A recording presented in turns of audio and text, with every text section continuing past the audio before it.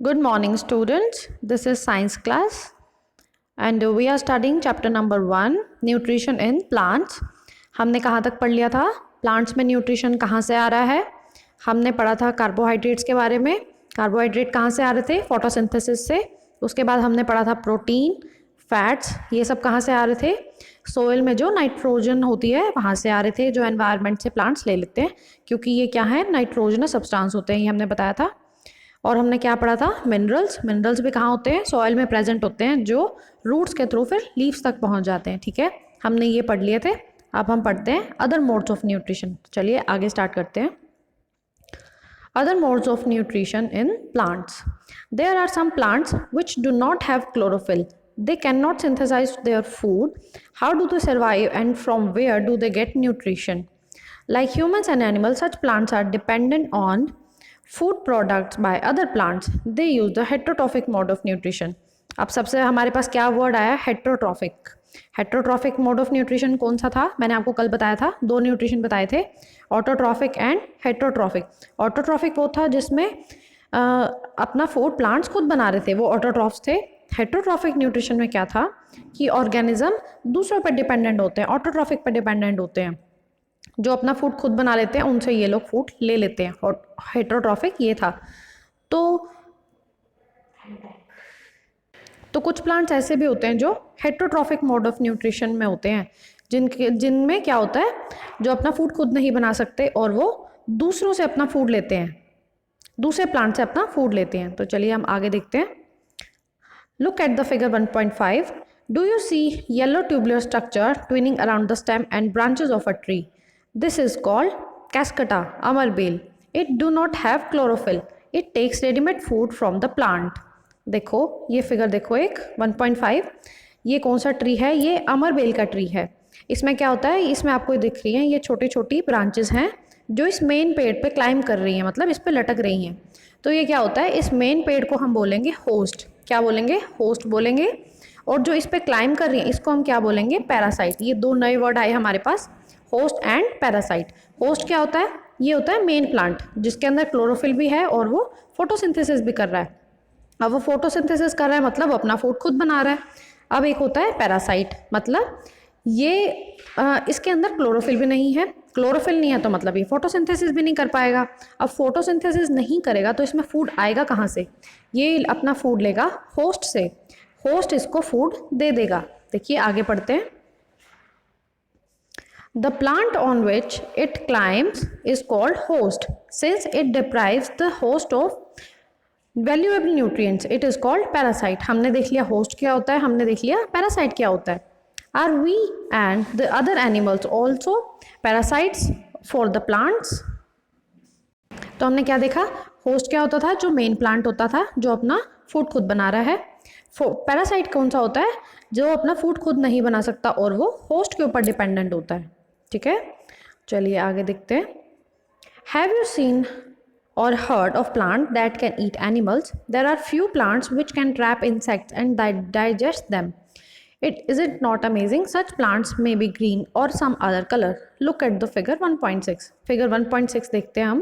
कौन से प्लांट की बात कर रहे हैं? ये देखिए, ये इस फिगर में क्या दिखा रखा है? ये हमारे पास एक जग लाइक स्ट्रक्चर बना हुआ है. जैसे जग होते हैं हमारे पास, जैसे जग लाइक स्ट्रक्चर बना हुआ है और उसके ऊपर ये क्या है? लिड बनी हुई है. जग लाइक स्ट्रक्चर, इसको हम क्या बोलते हैं? ये हम बोलते हैं पिक्चर बोलते हैं इसको. और इस लिड को, इसको बोलते हैं, इस ऊपर वाले स्ट्रक्चर को लिड बोलते हैं. लिड मतलब ढक्कन टाइप कुछ हो गया. तो अब क्या करता है? ये एक प्लांट है. ये क्या करता है? जैसे ये प्लांट हो गया, ये इसके ऊपर का ढक्कन हो गया. अब क्या करते हैं? मान लो कोई भी इंसेक्ट है, जैसे इंसेक्ट तो फ्लावर्स के ऊपर आते रहते हैं, प्लांट्स के ऊपर बैठते रहते हैं. मान लो कोई भी इंसेक्ट आया, यहाँ पे बैठा वो, तो एकदम से क्या होगा? ढक्कन बंद हो जाएगा. ढक्कन बंद हो गया तो मतलब ये इसके अंदर फंस गया. अब इसके अंदर, पिक्चर के अंदर क्या होते हैं? हेयर्स होते हैं. अब जैसे वो इसके अंदर गया तो इन हेयर्स ने क्या किया? उसको पकड़ लिया और नीचे नीचे ले गए. अब इस प्लांट के अंदर क्या होता है? डाइजेस्टिव जूसेस होते हैं. जैसे हमारी बॉडी में भी डाइजेस्टिव जूसेस होते हैं, वो उनका क्या काम होता है कि हम जो भी फूड खाते हैं उसको डाइजेस्ट कर लेते हैं. ऐसे ही इस प्लांट के अंदर भी क्या होते हैं? डाइजेस्टिव जूस होते हैं. जैसे ही उन्होंने उस इंसेक्ट को खाया और डाइजेस्टिव जूस निकलने लगे और उन्होंने इसको पचा लिया, मतलब डाइजेस्ट कर लिया. तो ये कौन सा प्लांट हो गया? इसका क्या नाम हो गया? जो इंसेक्ट खा रहा है, तो इस प्लांट का क्या नाम हो गया? Insectivorous plant. इसने क्योंकि इसने इंसेक्ट को खा लिया था। The apex of the leaf form a lid which can open and close the mouth of the picture. अभी हमने क्या पढ़ा, पिक्चर है, ये उसकी लिड है, अब ये ओपन और क्लोज होती रहती है। Inside the picture there are hairs which are directed downward. When an insect lands on the picture, the lid closes and trapped insect gets entangled into the hair. देखो अभी मैंने आपको बताया, अगर इंसेक्ट आएगा तो उसको नीचे ले लेंगे और क्या करेंगे, उसके अंदर हेयर्स के अंदर वो फंस जाएगा। The insect is digested by the digestive juices created in the picture. अब डाइजेस्टिव जूस इसके अंदर से निकलेंगे तो क्या होगा, वो इंसेक्ट डाइजेस्ट भी हो जाएगा। Such insect eating plants are called insectivorous plants. अब इन प्लांट्स को हम क्या नाम देते हैं, इंसेक्टिवोरस प्लांट्स नाम देते हैं। चलिए आगे देखते हैं। Is it possible that such plants do not get all the required nutrients from the soil in which they grow. अब बात ये आती है कि ये वाला जो प्लांट है, इसने इंसेक्ट को क्यों खाया, इसने इंसेक्ट को खाया क्यों? अगर ये अपना फूड खुद बना सकता तो इसने खाया क्यों? क्योंकि इनके अंदर क्या था, क्लोरोफिल नहीं था। क्लोरोफिल नहीं था तो ये अपना फोटोसिंथेसिस नहीं कर पाएंगे। अब फोटोसिंथेसिस नहीं करेंगे तो अपना फूड भी नहीं बना पाएंगे। इसलिए इन्होंने क्या किया, जब इनके ऊपर इंसेक्ट आके बैठा तो इन्होंने उसको ही खा लिया। तो अब इनको भी तो न्यूट्रिशन चाहिए ना, तो इसलिए इन्होंने उसको, इंसेक्ट को ही खा लिया। ठीक है, तो देखो हमने क्या पढ़ा आज, हमने पढ़ा अदर मोड्स ऑफ न्यूट्रिशन की, प्लांट्स के अंदर और मोड्स ऑफ न्यूट्रिशन क्या क्या होते हैं और वो अपना फूड फिर लेते कैसे हैं। अगर किसी प्लांट में क्लोरोफिल नहीं है, वो फोटोसिंथेसिस नहीं कर सकता, तो उनके अंदर फिर न्यूट्रिशन कहाँ से आते हैं। हमने क्या पढ़ा, पैरासाइट के बारे में पढ़ा और इंसेक्टिवोरस प्लांट्स के बारे में पढ़ा। चलो अब हम लोग इंपॉर्टेंट फैक्ट्स देख लेते हैं। अब आपकी वर्ड ट्रांसलेशन आती है। देखिए आप कहाँ तक कर चुके हैं वर्ड ट्रांसलेशन, आप 1 to 20 तक आपने कर ली होगी। मैंने आपको 1 to 20 बोला था। उसके बाद वैसे 21 भी आपको आ गया था, मैंने कल एल्गी के बारे में बताया था। उसके बाद कौन से रह गए, आप अगर देखेंगे तो 33 तक आपको वर्ड सब समझ आएंगे। देखिए इंसेक्टिवोरस हमने पढ़ लिया, सिक्रीटेड मतलब जो मैंने आपको बताया कि उसके अंदर इंसेक्टिवोरस प्लांट के अंदर डाइजेस्टिव जूस सिक्रीट होते हैं, मतलब निकलते हैं। ठीक है, लिड बता दिया मैंने आपको। ठीक है, ये आपको 33 तक सारे वर्ड समझ आ जाएंगे, आप इन्हें पढ़ के देखिएगा। अब हम देख लेते हैं इंपॉर्टेंट फैक्ट्स देख लेते हैं। देखिए ये सब मैंने आपको करा दिए थे, nutrition, nutrients, chlorophyll, autotrophic, heterotrophic, stomata cell, ये सब हम कल पढ़ चुके हैं।